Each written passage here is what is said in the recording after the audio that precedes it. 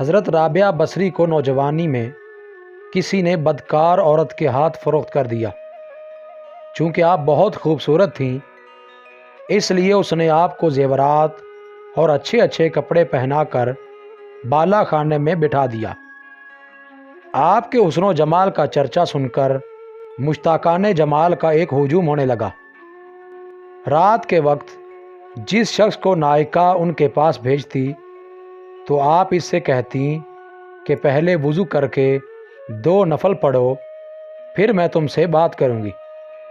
چنانچہ وہ شخص وضو کر کے نفل نماز کے لیے کھڑا ہو جاتا تو آپ اپنی باطنی توجہ اس کی طرف مبذول کرتی، جس سے اس شخص کی آنکھیں کھل جاتیں اور وہ خوف الہی سے کانپ کر گناہوں سے توبہ کر کے چلا جاتا اور ہمیشہ کے لیے تائب رہتا۔ سال بھر آپ کا یہ فیض جاری رہا۔ سینکڑوں لوگ نیکی کی راہ پر گامزن ہو گئے۔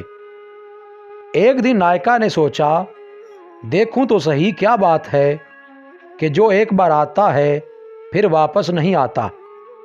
حالانکہ اس کے حسن و جمال اور ناز و ادا میں کوئی کسر نہیں ہے۔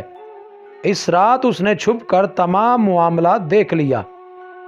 جب اس پر حقیقت ظاہر ہوئی تو وہ خوف خدا سے کانپ اٹھی اور حضرت رابعہ بصری کے قدموں میں گر پڑی اور عرض کیا، میرا قصور معاف کر دو، مجھے معلوم نہ تھا، میں آپ کو ابھی آزاد کرتی ہوں۔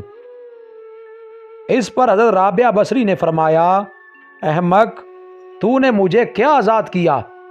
جاری شدہ فیض برباد کر دیا۔ خیر، اللہ کی مرضی یہاں تک ہی تھی۔ مزید اچھی ویڈیوز کے لیے چینل کو سبسکرائب کریں اور بیل کے آئیکن کو لازمی پریس کریں۔